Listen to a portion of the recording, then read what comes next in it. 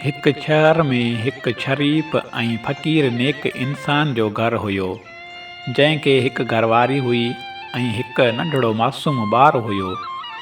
माशाअल्लाह सां हू ज़ाल ऐं मुड़ुसु तमामु मुहबत सां रहंदा हुआ। मुड़ुसु बि हिकु नेक ऐं निमाज़ी हुयो ऐं ज़ाल संदसि बि पिणु नेक ऐं परहेज़गार हुई। हिकु ॾींहुं उन जो मुड़ुसु ॿाहिरि काॾे परे निकिरी वियो ऐं ज़ाल ऐं मासूम नंढड़ो ॿारु घर में ई हुआ। माउ पंहिंजे मासूम ॿार सां पंहिंजो पाण खे विंदराईंदे टाइम सुठो गुज़ारींदी हुई।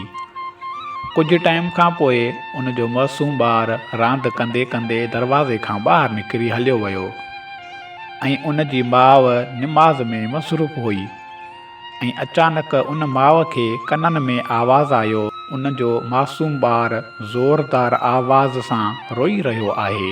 उहो आवाज़ु ॿुधी उन जी माउ निमाज़ पूरी करे जीअं ई डोड़ींदे दरवाज़े वटि पहुची ऐं थोरो ॿाहिरि निहारे ॾिठो त उन जो मासूम ॿारु रत सां भरियो पियो हो ऐं ज़ोर सां रोई रहियो हो, मगर उहा माउ दरवाज़े खां ॿाहिरि निकिरी उन ॿार ताईं न वई ऐं माउ बि रोईंदी रोईंदी सिर्फ़ु अल्लाह जी ॾिज खां उन ख़ुदा पाक जे ख़ौफ़ खां पंहिंजे दरवाज़े खां ॿाहिरि हिकु क़दम बि न रखियो।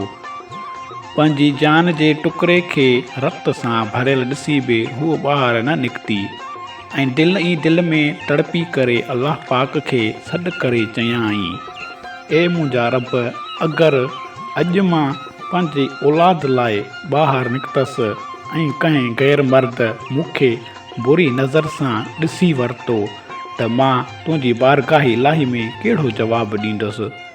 उन माउ जो उहो अल्लाह जो ख़ौफ़ जीअं ई हिकु मिंट खां पोइ उन माउ ॾिठो त उन जो मुड़ुसु ॿाहिरि दरवाज़े खां अची रहियो आहे ऐं उन जे ॿिन्ही ॿाहुनि जे विच में उहो मासूम ॿारु बिल्कुलु ठीकु ठाक ऐं मुस्कुराईंदो घर ताईं खणी आयो ऐं उहा माउ उन जी ज़ाल ॾिसी रब जो शुक्र अदा कयो। उन जो मुड़ुसु जीअं ई ॿारु उन अमड़ जी हथनि में ॾिनो ऐं उहो मुड़ुसु उतां गुम थी वियो। उहा नेक औरत माउ मासूम जी हैरान थी वई ऐं हैरान थी करे रब जे शुक्राने जी नियत सां नफ़िल पढ़णु शुरू थी वई। नफ़िल पढ़ण खां बाद कुझु टाइम खां पोइ औरत उन मासूम ॿार खे झोली में करे अल्लाह जो ज़िक्र कंदे कंदे निंड में पइजी वई ऐं निंड में छा त ख़्वाबु ॾिसे, उहो साॻियो ई उन जो मुड़ुसु उन जे ख़्वाब में आयो ऐं उन खे चयो त सुभान अल्लाह, माशा अल्लाह, अल्लाह पाक तुंहिंजे हिन सबुर खे ॾिसी एॾो ख़ुशि थियो आहे त तूं अल्लाह जे ख़ौफ़ खां दरवाज़े खां ॿाहिरि न वईं।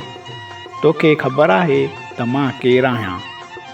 त उन ज़ाल चयसि, तूं मुंहिंजो मुड़ुसु आहीं न?